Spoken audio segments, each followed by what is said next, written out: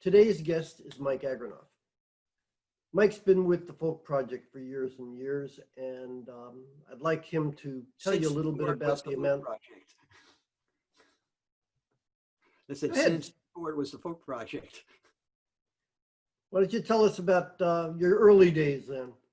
Well, the Folk Project is some of you may be watching this that don't even know anything about the Folk Project is currently and has been for 40 some odd years an alleged organization of musicians, music lovers, dancers, and what have you that puts on concerts and weekend getaways and has television shows and dances and various other musical activities. It's entirely volunteer run.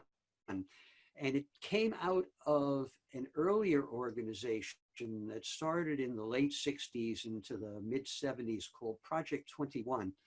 And that eventually disbanded when the woman who was kind of the mother of the whole thing got burned out from doing all the work and essentially moved away and left us.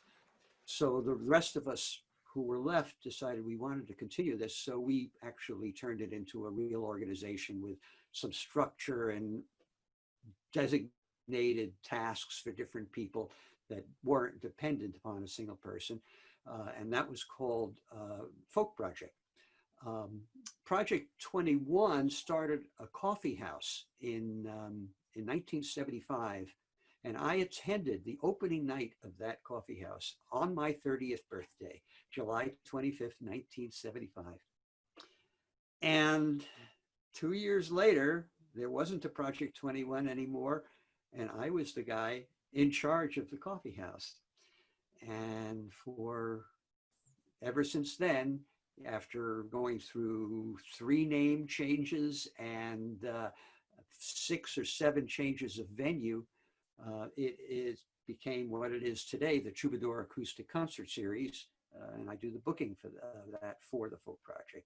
Yep, and for those members who are not familiar with the Troubadour, definitely need to look it up. Go to folkproject.org on the internet and keep an eye out for that. Now, obviously, as Mike will tell you, the pandemic has shut that down. We can't have people rubbing elbows with a pandemic going on, so. So it's right now, instead of that, we're doing a twice a week video production called the Folk Project Acoustic Stay Away. And that's actually the page you'll land up on when you go folkproject.org. It forwards to that, the information on all the online concerts we're holding. Yeah, once we get back to some semblance of normal, we can get back to the Troubadour, I'm sure. Can't wait. And some great shows, by the way. I'm gonna have to wait. Now, the pandemic has hit everyone in different ways. Tell us how you're faring. I'm doing about as better than a lot of people. I live alone, so the isolation is not a brand new thing for me. Sort of used to that, but I do miss the music. I do miss my friends. I'm retired from my professional job. I was a mechanical engineer designing machinery, which loved the job, but got laid off of that in 2011, and so now I'm retired. As I said, I miss the music. I miss contra dancing. I love dancing, and I miss all my friends who are very largely just about. All of them are associated with the Folk Project in one way or another. And I miss my girlfriend who lives in Vermont and I haven't seen since February. Yep, that's difficult. I certainly empathize with anyone who is living alone, such as yourself, not having loved ones, being able to hang out with friends. But on the other hand, there are so many people who were so much worse affected with it, and I really can't complain. Yeah, I always count my blessings. I found a wonderful person a few years back that I knew, believe it or not, from high school. And we got married a few years ago, and perfect partner to be with during this pandemic. So how about getting your supplies, getting your foods and stuff like that as Not seniors? much of a problem. I do my own shopping. The supermarkets around me are empty enough so that I can, well, I mean, empty, but it's easily to maintain social distance in the supermarket. And I'll, buy local when I can. Mhm. And, like everyone else, I'm ordering other stuff online. Hey, Mike, So have you I'm been able to not, get all the supplies you want? Have you found the things that you really need? yeah, there's nothing I want that I can't get one way or another, except perhaps technical advice on something. All I know is if you plug it into the wall, it's supposed to work. That's all I can tell you. Now, I know that our folks are not here to listen to us jabberjaw. So what I'd like to do is to ask you if you'd like to give us your first song. I want you to tell us a little bit about it. I'm not a singer-songwriter. I'm more a singer-song finder. And since I'm, as Booker of the Troubadour, I'm exposed to so many wonderful songs. I have a wealth to choose from. And this is one written by my friend Peter Fishman. Used to be a neighbor of mine here in New Jersey, but moved up to Massachusetts. The song is called The Highway, and ostensibly it's about a little section of Massachusetts, Route 2, just west of Cambridge, where he was living at the time. But in the larger sense, it's that road we all travel back and forth to work on, or used to, never really see. Got a lovely chorus if you can pick it up and sing. In a swamp along the highway, tall trees stand bare, stripped of bark, while overhead the herons build their nests, the trees gray light, the nests brown dark. The birds all wheel away in summer, each nest stands open to the weather, till in the spring, when heron flocks return to raise their families together. This is how the story goes now and then. If you listen, you can hear.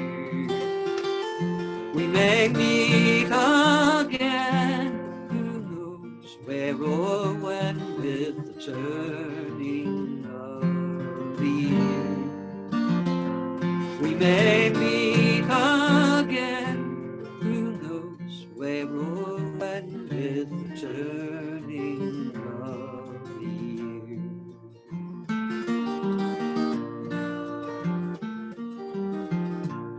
Fallow fields along the highway, corn stalks scattered on the dirt, last summer's bounty harvested and sold, the cold, cold ground remains inert.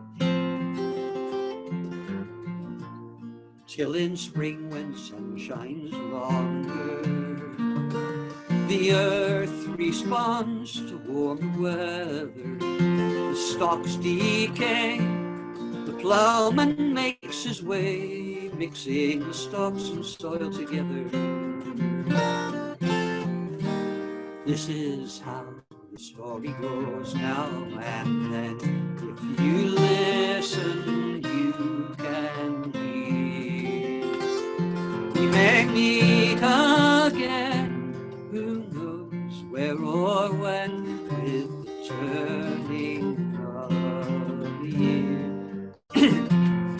We may meet again, who knows where or when, with the turning of the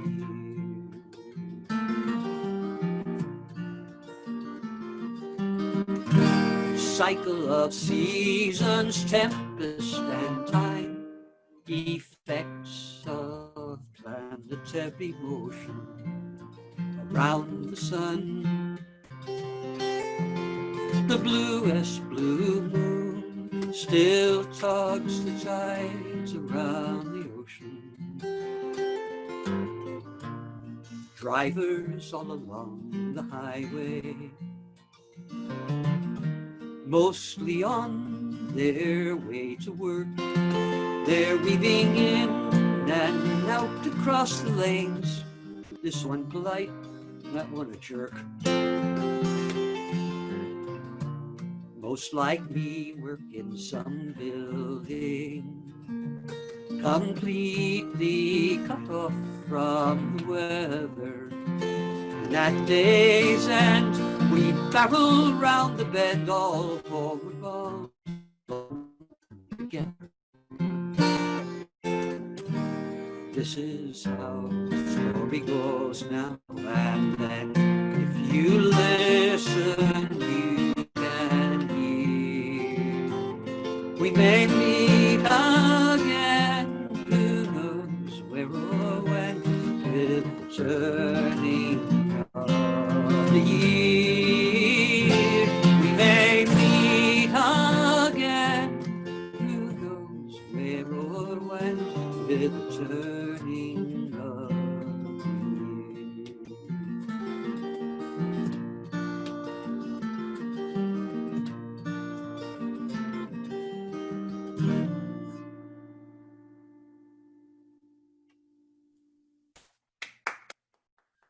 Very nice. Very, very Thank you. nice. Thank you, sir. What was the name of that song? It's called The Highway. The Highway. Lovely song. How did you get involved in music? What was your introduction to the? Well, I took piano lessons, classical piano lessons as a kid, but when pianos turned out to be too big to bring to parties, I picked up the guitar. And basically, I've always been a kind of a show-off. I was always a class clown and stuff like this. So this gives me the performing and playing for other people gives me a socially acceptable excuse for saying, "Hey, look at me." It gets that out. I understand that. Now I know that music has not been how you earned a living. What did you do for most of your life to put food on the table and a roof over your head? As I said, I was a mechanical engineer. I designed machinery. I loved the job. I loved the job. It was like, oh boy, it's Monday. It's time to go in and solve puzzles.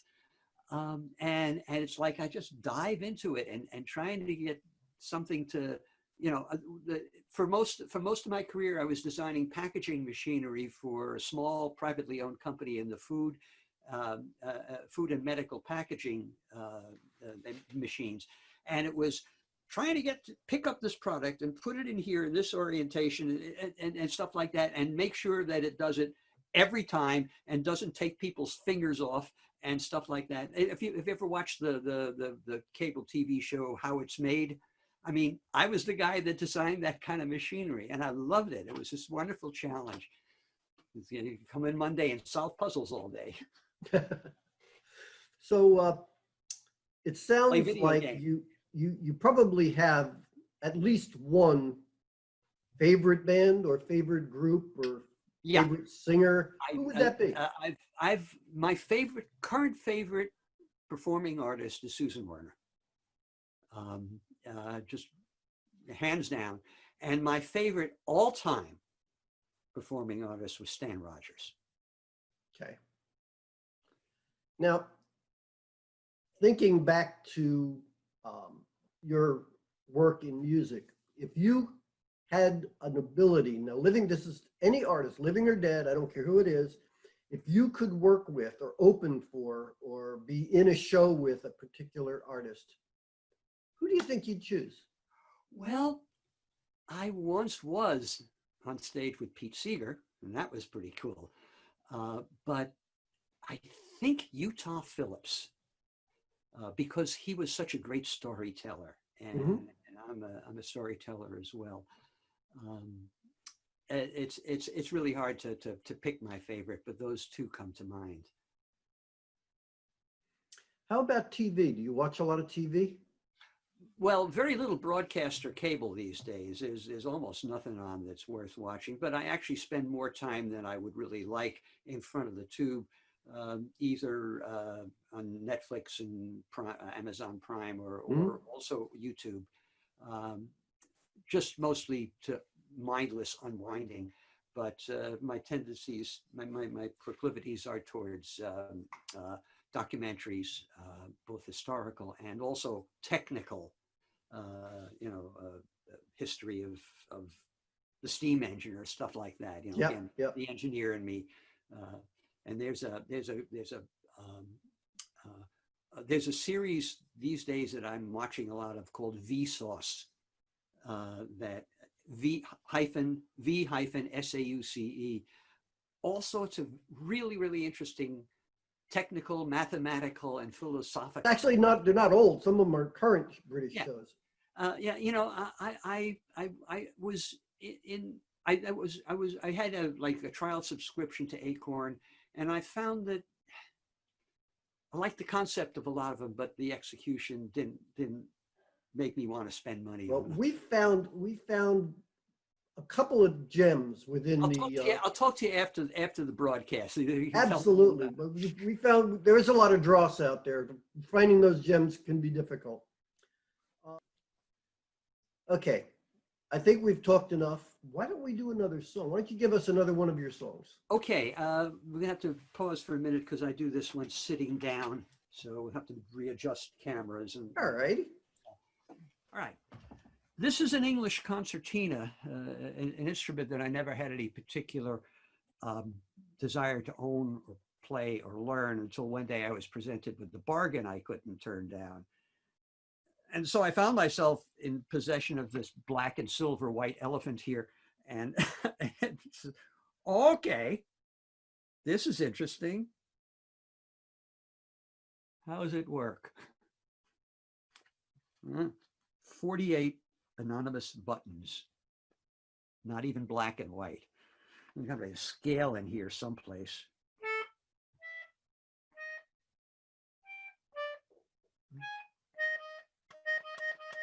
Didn't make any sense at all. So I went to the only guy I knew who played one of these things, and he explained it to me, and it didn't make any sense at all. This is the stupidest instrument in Christendom, I tell you. Look, you see, you got 4 rows of button on each hand. Now, the 2 center rows, that's the white notes of the piano, alternating from one row to the other as you walk up the scale of the C at the same time as walking up one hand to the other. Wait. Wait a minute. Here it is.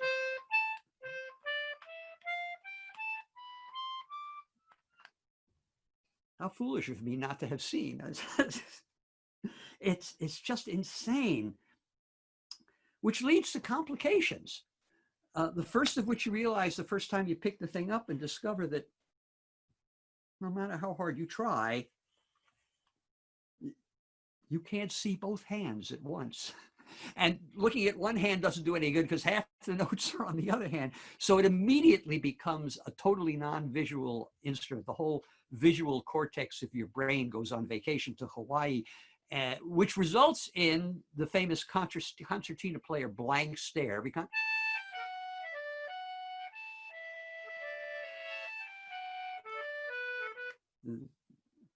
But I've come to really love the instrument. It's used for fiddle tunes. I play Bach on this thing.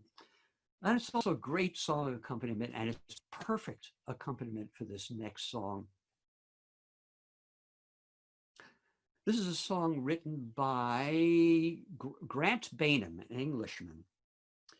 And if there was a Grammy Award for the song with the best opening line, this one would win it hands down. The song is called First Kiss. The first one ever I kissed, apart from my cousin Janine, who doesn't count because of the wart, was a long-legged, red-headed pearl of a girl whose second name I never quite caught.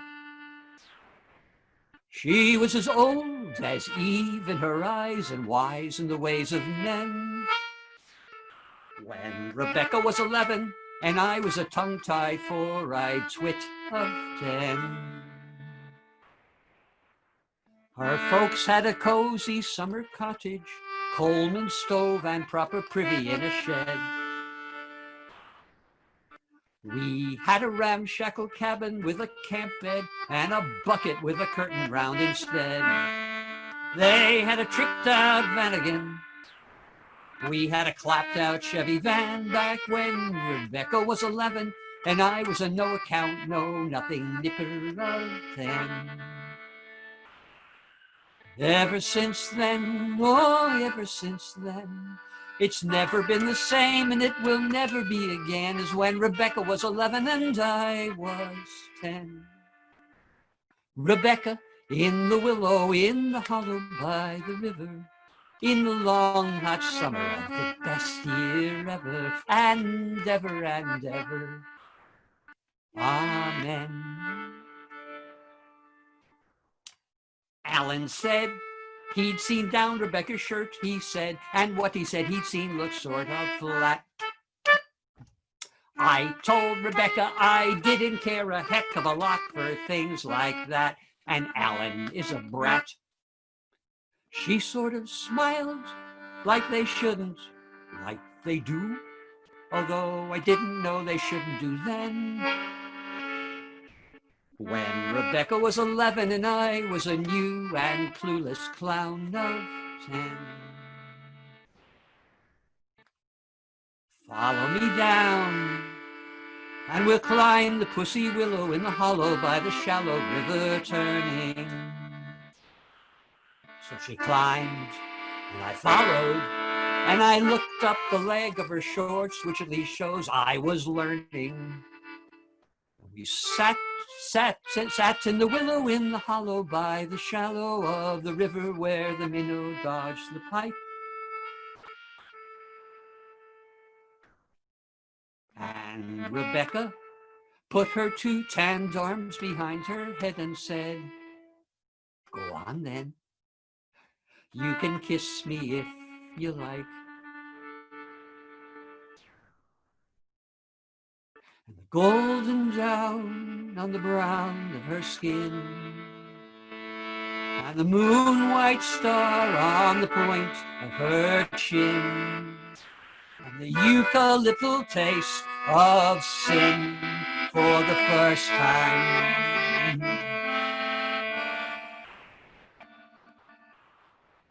And ever since then, oh, ever since then, it's never been the same and it will never be again as when Rebecca was 11 and I was 10. Rebecca in the willow, in the hollow by the river, in the long hot summer of the best year ever, and ever and ever. Amen. And I never saw Rebecca again.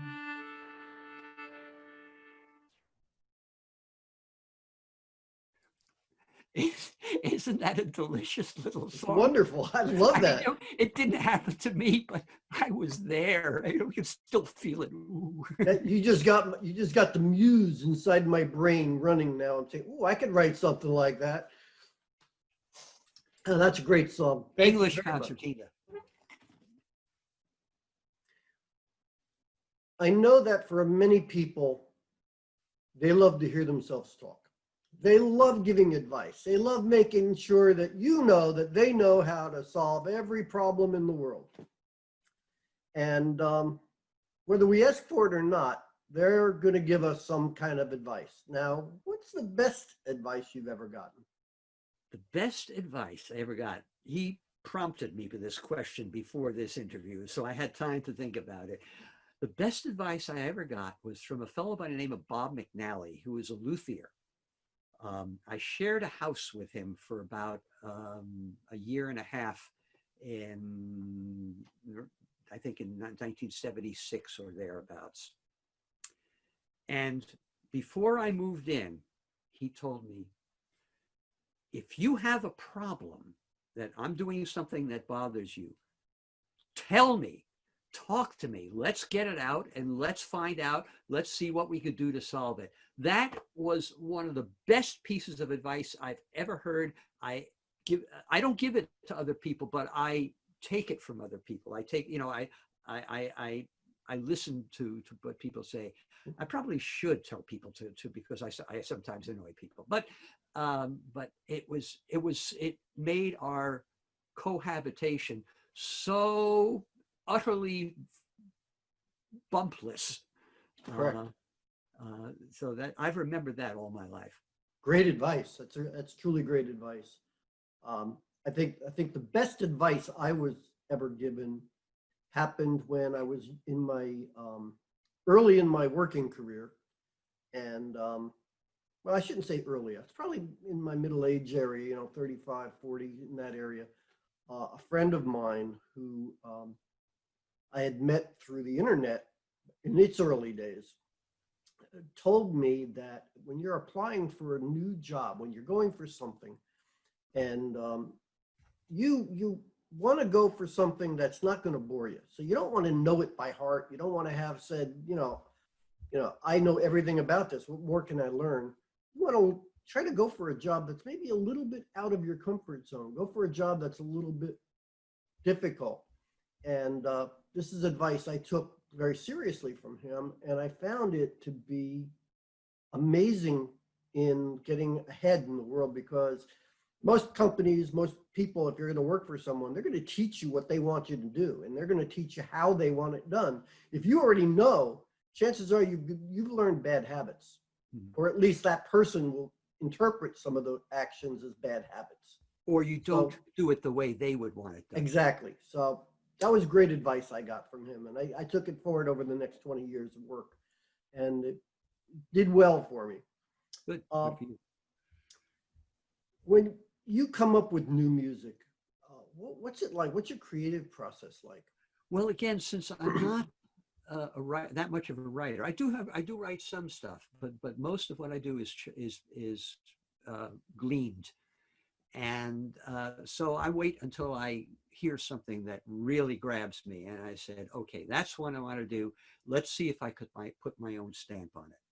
So it could be that, like for instance, that first Kiss thing. Grant Bainham, who wrote it, plays it on the guitar, mostly single noting the melody as he plays it, which I started to do with the concertina, but then I added those strange jazz chords, the diminished, demented chords in there that really, and that air of mystery to it. So that I wasn't planning on doing that, but that's what came out. The instrument probably did that for me more than my own brain, because I don't understand those chords all that much. But if I hit a note that's, ooh, I'll keep that. Great. All right, here's a good one for you. What is the most useless talent that you have? Well, the most useless talent that I have, I may not still have it, but when I was younger, I could hold my hands like this and jump through them. All right. I learned I could do that in high school gym class. They were giving me, the gym teacher was doing exercises. He says, put your right leg through, take it out, put your left leg through. And then as a joke, said both legs through. And I did. I know where I would have wound up, on my face, that's for sure. I have, so many things that we could talk about, and no. Favorite why song. don't we do favorite song? Why don't you show us what your favorite song is? Well, I will, but first of all, let's rearrange stuff to stand up again, because that's on the guitar. And while Mike does that, I'm just going to fill you in a little bit about what we have coming up in some future shows. Mike is one of our longtime members of the Folk Project, and I've been asking for other longtime members to give us their music and stuff. So if you know of anyone who's interested in performing on the show, doing an interview on the show, certainly let us know right away, and we'll get that person, we'll get in touch with that person, see if we can't make it happen. Old gospel tune.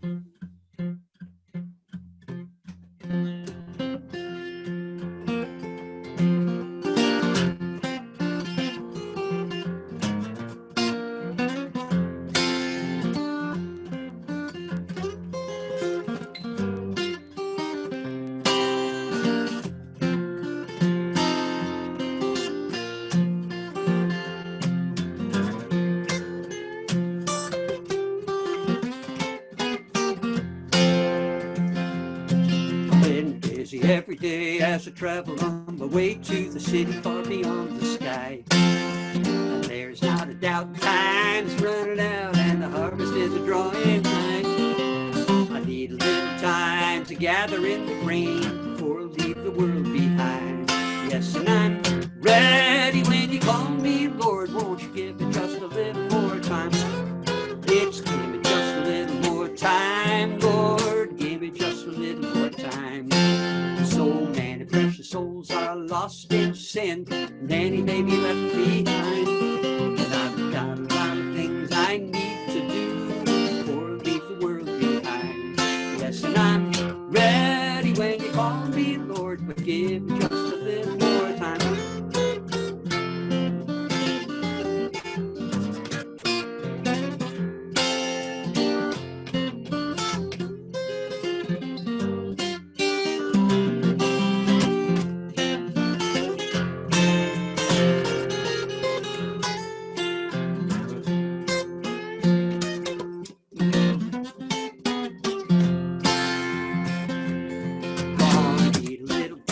To lay before the Lord before the final judgment day.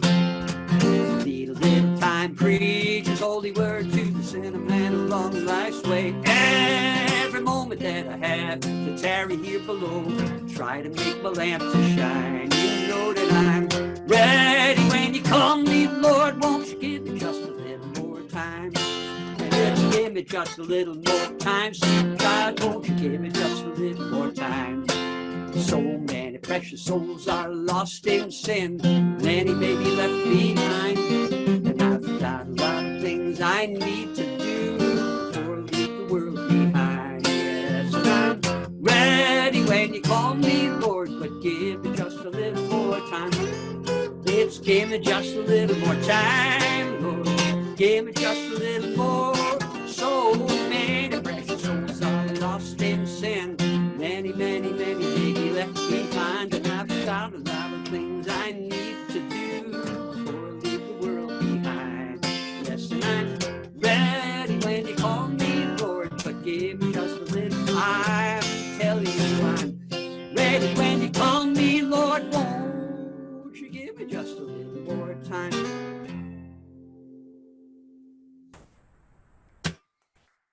Thank you. And that's my favorite song to play. If I try another guitar, somebody else's guitar, that's what I play on it. Because that's the one that is the best. Watching you play that, you can see what my fingers look like. I think that we have probably provided a smile or two for our viewers.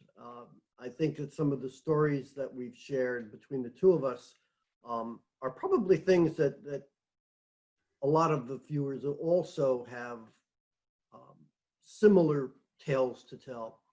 And one of the most amazing things that I've found being a member of the Folk Project, as I am today, is that we have a large amount of talent from which to draw. I have seen and heard some absolutely incredible songs that, you know, people would find difficult to avoid if it were on air regularly. And, you know, they just hasn't gotten a chance to get out there. So that's why I like to bring our members onto the show, give them a chance like you. And I really do thank you for that. That's a great service to our performing members. We have probably, I'd say of our 500 members, about a third play music to one extent or another, whether it's professional or semi-professional performing, or in a church choir, or by themselves or in the shower or something like that. But there are a number of them that either make their living through music or more like me, do it as a kind of a full-time hobby. I hear that. I guess I find that with those talented people that are out there, there are gems. And because I had the opportunity to talk to you prior to this interview, I know that you have a hidden gem out there, although it is not a song. Mm-hmm. And I know without a doubt that our listeners would love to hear that. And before we get on it, I just want to warn them that there is a very brief profanity in the song, in the recitation. So if this offends you, I apologize. And we're going to do it anyway. Turn it off now. That's right. Okay. This is, as he said, a recitation. It's a long, disused art form that was quite popular in the 17th, 18th, 19th, and early 20th centuries. It's narrative poetry, stories told in poetry. Robert Service, or I forgot who's the author of it, Casey at the Bat, things like that.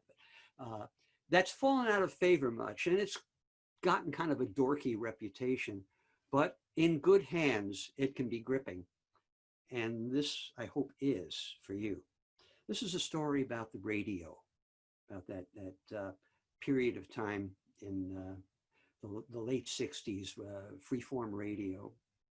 And I don't think it needs much more explanation than that. It's called The Ballad of the Sandman. When the broadcast room's a living tomb of cracked acoustic tiles and you're left alone with your microphone and your playlist and your dials, and the hands upon the studio clock pass midnight and creep towards 1, it's time to take the air once more, and the graveyard shift's begun. The day shift and the engineers have all left hours ago. You close the heavy soundproof door and set your board aglow. Cue the first 2 records up, settle in your chair, uncap and snap the transmit switch, and you're on the air. There's magic in the radio, enchantment in the ether, a power born of mind and brain and yet a part of neither. A power to be reckoned not in kilowatts or joules, Joules, a means to let a single voice touch 500,000 souls. But when you work that graveyard shift from 1 a.m. to 5, you start to doubt that anyone's out there or alive. The halls are lifeless, the phone is dead. And there's nothing quite so lonely as to call with kilowatts and in reply hear silence only. They usually stick the rookie jocks in the lonely graveyard slot, but me, I broadcast nights by choice. I like that shift a lot. Because when I get the lonelies, as I do from time to time, I recall the Sandman's final show of 1969. 1960s radio was awful at its best. I grew up with Cousin Brucey and the Wolfman and the rest, and between the fast talk and the hype and the Acne lotion jingle and station breaks with sound effects, they'd maybe play a single. But that was all there was back then, and that was all we had. And nostalgia finds a way to sift the good from all the bad. And so intertwined was radio with fond scenes of my youth that it's tinted with a rosy glow that overlays the truth. Oh, and summer parties at the beach and every high school date. Those midnight drives in my dad's olds and studying till late. They're all movies in my memory. And behind them, I still hear the Beach Boys and the Beatles and the Motown, oh, so clear to the counterpoint of DJ hype and ads for wrangled beer. But then in '67, FM burst upon the scene. What once played only Bach and Brahms became a rock fan's dream. Between the sparse commercials, they played 3 songs in a row. Album cuts and full-length versions played in stereo, and gone is all that mile-a-minute brainless DJ chatter and singing station breaks and other oral fecal matter. Instead, these guys with wit and charm told what they had to tell and spoke as if they thought that I might have some brains as well. I got to know them all by voice that summer. And come fall, I'd hung around the station till I came to know them all. Bill Clancy in the morning slot, Aunt Stacy, Charlie West, and the Sandman. He was different and apart from all the rest. Paul Sandman did the overnights. He had a special style. He was older than the others, been around a while. He'd segue different album cuts in a stream of consciousness around, do theme sets, live concert tapes. Boy, he made listening fun. And though he must have known my name, he always called me Kid. But he let me watch him work and explain the things he did. And once or twice, he snuck me in the studio late at night and let me cue the tapes and records up to my delight till I wandered back home, bleary-eyed as it was getting light. And while the record spun, he sat and talked of days gone by when radio was younger, and so was he, so was I. While round his lonely Kansas farmhouse, snowdrifts blew and curled, the radio was a living color window on the world, he said. There was magic in the radio, enchantment in the ether, a power born of mind and brain and yet a part of neither, a way to take you miles and years by means unknown to science. Nah, but it's since become a jukebox, nothing more than an appliance. I can tell you got the itch, kid. You like to be a jock. Give it up. Magic's gone. There's nothing left but schlock. You deal with all the crazies and the drugged out suicide calls, and the sponsor and the FCC have got you by the throat. And programming tells you what to play. They take no denying. You read copy advertising, crap you'd never think of buying. The hours are long. The pay is squat. Vacations. But then the cut would end and he'd face the mic and weave magic once again. Sure enough, he read me right. Guess he could recognize a little of his own obsession shining from my eyes. And when I left for school that fall in higher education, my first step was to make a beeline for the radio station. Throughout my freshman year, I learned the ropes and paid my dues. I engineered, did commercials, swept, read the news. By the time I was a sophomore, I'd earned a weekly show. I was on the graveyard shift, but I was on the radio. And I learned Paul Sandman was a name that every DJ knew. The trade rags did his story. He got a piece of Newsweek too. And sometimes playing album size from my deserted station, I'd tune in his show on my headphones just for inspiration. And so it was on New Year's Eve of 1969. School was out, they'd all gone home. Station was all mine. Yep, there was I, the rookie jock, left holding down the fort, well stocked with day-old pizza pie and coffee by the quart. They had me work a triple shift from 8 p.m. to 8 playing records no one listened to while partying till late. And CBS had hooked lines across the country to Times Square. And at midnight, we'd switch over to a live broadcast from there to hear the famous ball come down and ring in the new year. By 11:10, it got so dead you just could not believe. Who the hell's listening to the radio New Year's Eve? So I queued up Tommy. That would kill a half an hour show. Kicked off my shoes, plugged in my phones, tuned in the Sandman show.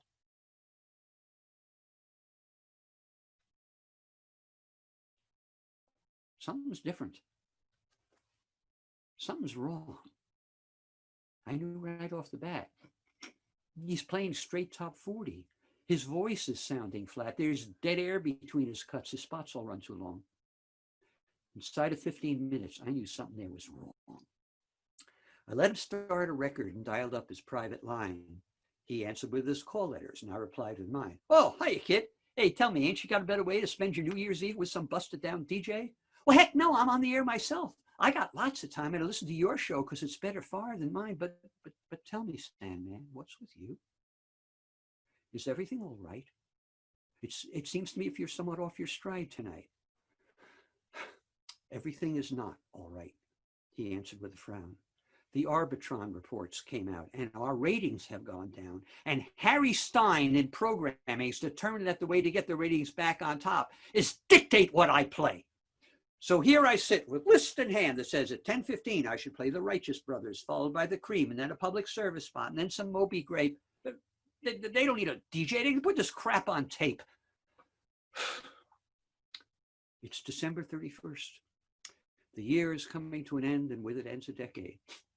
And an era too, my friend. And in 27 minutes, I'll switch over to Times Square. But when I return in 70, you tune in if you care to hear how good the radio could be, if it would dare. He broke off at that point to cue up another platter, and I said goodbye. The Who were almost finished for that matter. And exactly 27 minutes later, more or less, on cue, I flipped the switch to hook us in with CBS. And while thousands in New York bade fond farewell to '69 and Guy Lombardo and his orchestra played Auld Lang Syne, I raised my slice of pizza in salute to the new year and once more to the Sandman at the end of his career. When the network show was over with, I went back on Mike. I did some inane comment about the future and the like. Did a station break, queued a record up, and then tuned my headphones in, turned my headphones in, and turned the Sandman in again. Welcome, he began, to 1970 radio. You've noticed in the past a certain blandness to this show. Seems Harry Stein's determined what your music taste should be. Well, fuck you, Mr. Harry Stein. And fuck the FCC. I've had my fill of radio. This here's my final hour, but the door's locked and bolted and I'm on internal. I suppose they'll find a way to get me out eventually. But until then, you'll see how good the radio could be. And then the music started. And the magic came on strong, and how the sequence brought to light a hidden meaning to each song. Where he got those tapes and records, I'll never know. Old favorites I'd forgotten, live recordings from some show. You can get anything you want at Alice's restaurant. And you can't always get what you want. Where have all the flowers gone? Do run, run, run, do. The Beatles singing German, Dixieland on 78s, Benny Goodman, Walter Carlos, Bessie Smith, The Roommate. This is more than playing records. This is genius. This is art. And this is something altered here, and damn, I'll do my part. I open the equipment cart and stove beneath the board and rummage through the junk there till I find the proper cord, patch headphone out to preamp in, adjust the input power, and the Sandman show gets relayed out through our antenna tower. I reach out to the telephone, dial WBVA, and it's answered there by Sharon Smith, their overnight DJ. Hey, Sharon, Paul Sandman's just flipped Harry Stein the Bird, putting out the best damn radio you've ever heard. And there's a brotherhood amongst the radio voices of the night. They stand behind a fellow jock. They see he's in a fight. Sharon had to listen but a moment, then was gone to find a patch cord of her own to send the Sandman on. And then the phones, that long I thought were dead, began to light as the calls came in from miles around from listeners in the night. Whence comes this wondrous music, they would ask. And I would smile. And how come I pick it up on every station of the dial? And through the night, the signal spread from station onto station as the DJ sent the Sandman and his magic crossed the nation till Sharon called me, laughing, shouting like she was on fire, saying, listen, someone's put the Sandman on the network wire. Oh, that's right. The lines to New York were still hooked nationwide. I flipped the switch to listen in and laughed until I cried. The Sandman must have reached some hero New York engineer, put him on the wire for the whole damn world to hear. There was magic in the air that night, enchantment in the ether, a power born of craft and pride, and so much more than either. And all across the country sat the overnight hardcore and shared the Sandman's magic, till at 20 after 4, he stopped to say goodbye as they were breaking down the door. New Year's Day dawned cold and gray with just a touch of sleet, and many a jock by 9 o'clock found himself on the street. Me, I came off cheap. A reprimand was all I got. But New Year's night, a new voice broadcast from the Sandman slot. And since that night, the radio's become my occupation. I'm now a big shot DJ at a major FM station.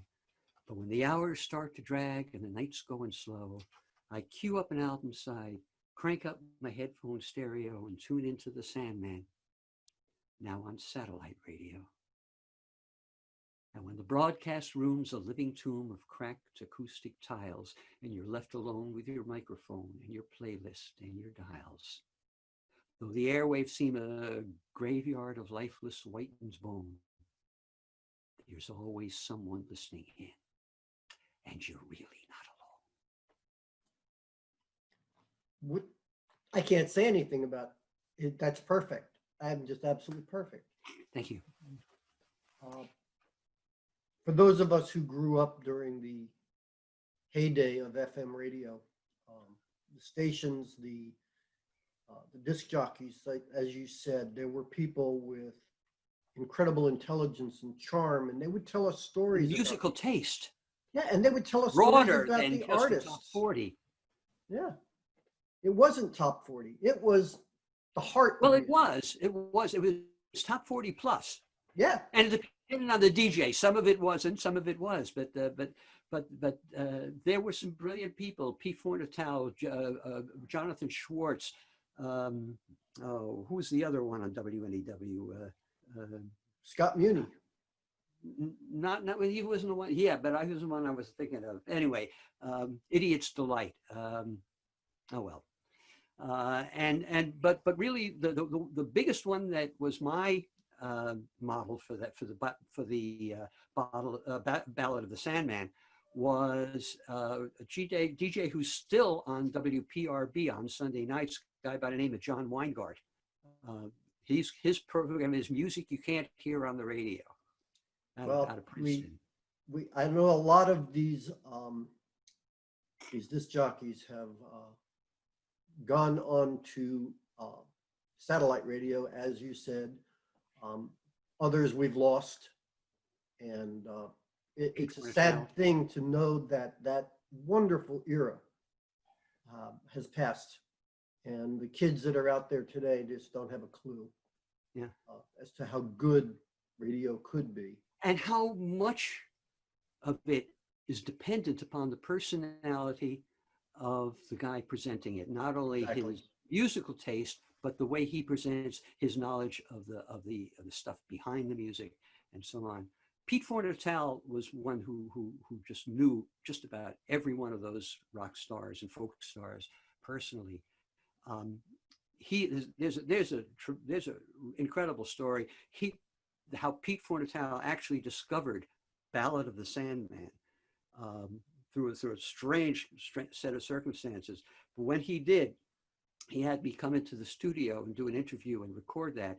And then he played that recording of Ballad of the Sandman on his Mixed Bag show just before New Year's Eve, every year from, I think, 1983 until the day he died. And I'd like to think that we have probably piqued the interest of many of the folks that are out there listening to maybe want to investigate the story behind the Pete Fornatale story behind the scenes here. So I'll make sure that gets posted for you, and we'll make sure that we get that URL out there and your email address out there as well. Well, that's it for this interview, and that's it for our discussion with Mike. Mike, thank you so much for being on the show. I found it very enjoyable and entertaining. I think that we have given some great stories and a little history of you and the music that you love to our audience. So thanks again. And thank you for running this show. And if you ever want to come on again, if you ever have a thought to do, even if it's not a whole set, maybe a little bit that you'd like to do. Believe me, I got plenty of material. And don't forget, we also by the way, thank you for doing this and keeping the name of the Folk Project out there for people to know. Very happy to do so. And I look forward to hopefully doing this even after the pandemic. Okay. Good night. Thanks, and we'll talk soon.